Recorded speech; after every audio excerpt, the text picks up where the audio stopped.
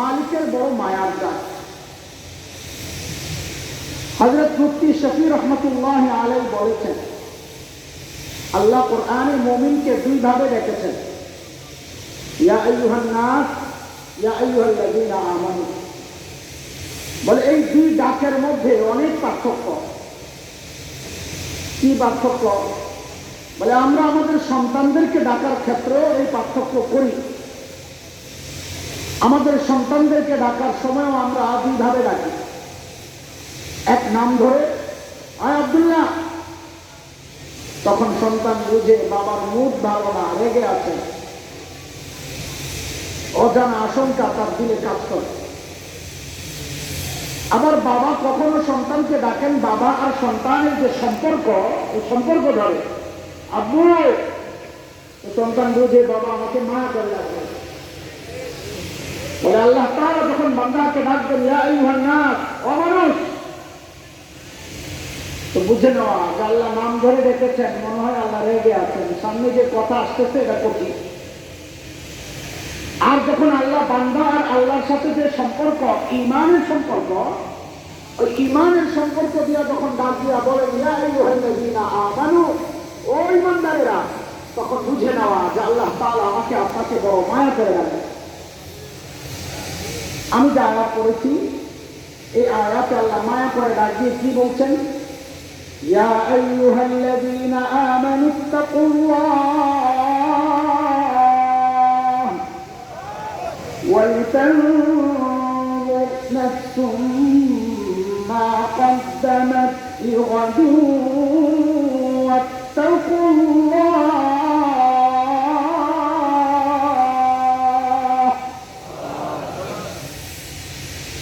দুইটা হুকুম আল্লাহ তাআলা। কথা বুঝে আসতেছে আপনাদের? অবশ্যই আমারই সমস্যা নাই, ঠিক আছে। গত 2 দিন আগে ফরিদপুর ছিলাম শহরে, ওই বৃষ্টি পড়তেছিল, পাবলিকও ওঠে না, আমিও উঠি না, বৃষ্টির মধ্যে ভিজা ভিজা বয়ান কইরা এসকো উঠছে। ওই সময় পরে তো এসকের নতিজা বাইরে জ্বর উঠছে, ঠান্ডা লেগে গলা মেলা ডাক্তার সব বসা। এই জন্য কথা বলি একরকম, কান দেই একরকম, ইসলামের ফ্রিকা যায় আরেকদিন। আপনাদের বুঝতে কষ্ট না হলেই হয়, একটু মনোযোগ দিয়ে শুনলেন ইনশাআল্লাহ। রাজি আছেন ইনশাআল্লাহ? ইনশাআল্লাহ। কথা অল্প, কিন্তু মনোযোগ দিয়ে শুনলে কিছু কথা বের হবে। পুরাটা মনোযোগ না থাকলে কিন্তু বলে ঝামেলা হবে। দেখেন কিচ্ছা কাহিনী পুরা মনোযোগ দিয়ে শুনতে হয় না, যেখান থেকে শোনে ওখান থেকেই মজা লাগে। আমি তো ওটা পারুন না, আপনাদের ওই সুখ আর শান্তি দিতে পারুন না। কিস্তার একটা গল্প শোনায়, তাইলে বুঝবেন ঘটনাটা। 2 দোস্ত বসকে বাদাম খাইছে, বাদাম। তা আমাদের এলাকায় এই সিস্টেম আছে, যেটা চালাক ওটা ওই ডাক্তারে কিস্তায় লাগায়। এই তো দাদায় কেমনে মারা গেছে কত, যদি ডাক্তার হয় হাসপাতাল থেকে শুরু করে, কবর টবর দিয়া উঠে উঠছে দেখে বাদাম শেষ হয়নি আমার। তো 2 দোস্ত, একজন কারিশা, আরেকজন ইতিহাস জানা মানুষ, বসছেন বাদাম খাইতে। তো কারিশা তো চালাক, মুআররিখরা কয়, তুই তো অনেক ইতিহাস জানোস রে, একটু হযরত ইউসুফ আলাইহিস সালাতু ওয়াস সালামের গল্পটা কত। কোরআনে বলছে আহসানুল কসাস, সবচেয়ে চমৎকার গল্প, শোনাই একটু শুনি। ঐতিহাসিক কয়, তুই আমার ব্যাখ্যা পাইছিস না। হ্যাঁ, তো এই ইতিহাসও জানে যে বাদামের কিস্তা, হয়তো এই কিস্তাও জানে, তো মুআররিখ ঐতিহাসিক। তো ঐতিহাসিক বলে, তুই হযরত ইউসুফ আলাইহিস সালামের কিস্তা শুনবি?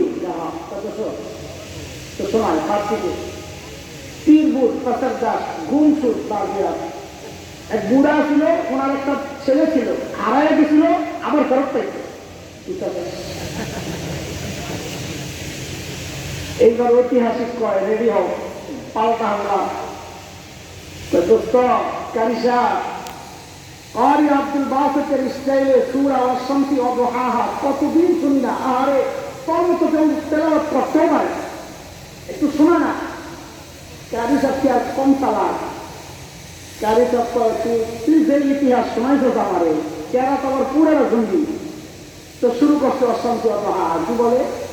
والشمس وضحاها दरमियान में बहुत कुछ हा वला यखाफु उक़बाहा والشمس وضحاها মাঝখানে অনেক গুনাহ হা ওলা ইয়াখাফু উक़বাহা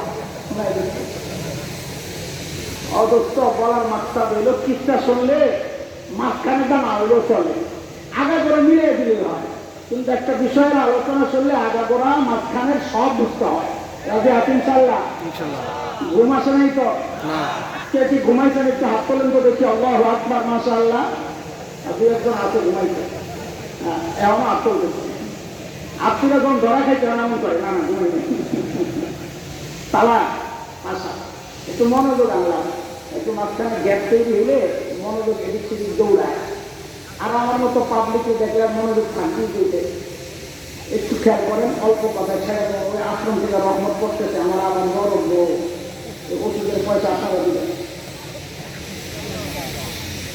আল্লাহ আল্লাহ তাআলা দুইটা হুকুম করেছেন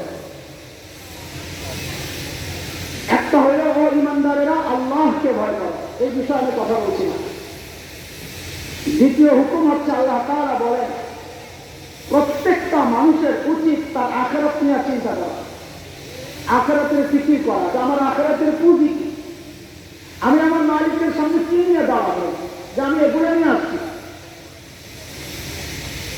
বলে হ্যাঁ আখিরাতের ফিকির করি বলেই তো মজলিসে আসছি না ভোট চাইতে আসছি আপনারা জীবনে আসছেন জিলাপি আছে জিলাপি খিচুড়ি তবরক কিচ্ছু নাই আসছি কিসের জন্যে আখিরাতের জন্য বলেন না কিন্তু দোস্ত আমাদের আখিরাতের ফিকির যেমনটা হওয়া দরকার যতটুকু হওয়া দরকার ঠিক তেমন হচ্ছে কিনা না ঘাটতি আছে ঘাটলা আছে কেমনে বুঝি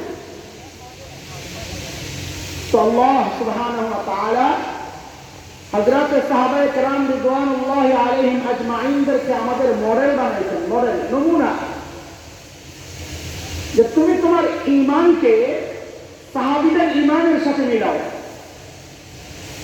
যদি মিলে যায় তো তোমার ঈমান ঠিক আছে আর যদি না মিলে ঈমানে ভেজাল আছে ঠিক করে নাও কার কথা বলেন তো কথা আমি একলা কে বলি না আপনারা বলবেন না তো বলেন কথা বলেন কার কথা মালিক বলতেছেন فإن آمنوا بمثل ما آمنتم به فقد اهتدوا وإن تولوا فإنما هم في شقاق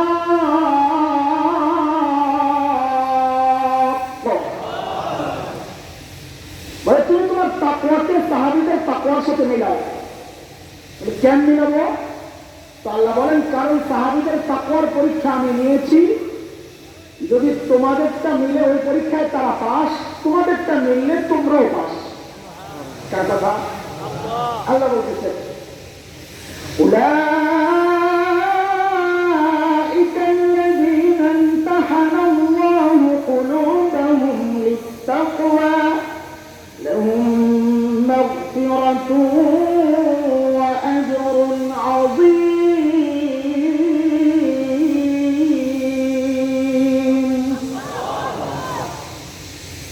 যদি মিলে যায় কি দিবেন আমাদের যদি সাহাবীদের সাথে মিলে কি দিবেন তো আল্লাহ তাআলা সূরা তাওবার মধ্যে বিস্তারিত বলতেছেন যে যদি মিলে যায় তো সাহাবীদের উপর আমি রাজি ছিলাম তারা যেমন আমার উপর রাজি ছিল তোমাদেরটা যদি মিলে তো তোমাদের উপর আমি রাজি থাকবো এবং তাদের জন্য যেমন জান্নাত আমি রাখছি ও বান্দা তোমাদের জন্য আমি জান্নাত তৈরি করে রাখি والسابقون الأولون من المهاجرين والأنصار والذين اتبعوهم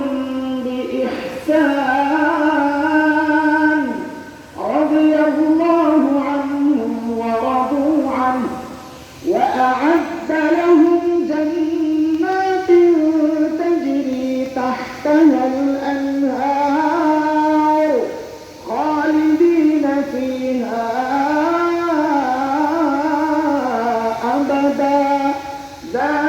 الفوز العظيم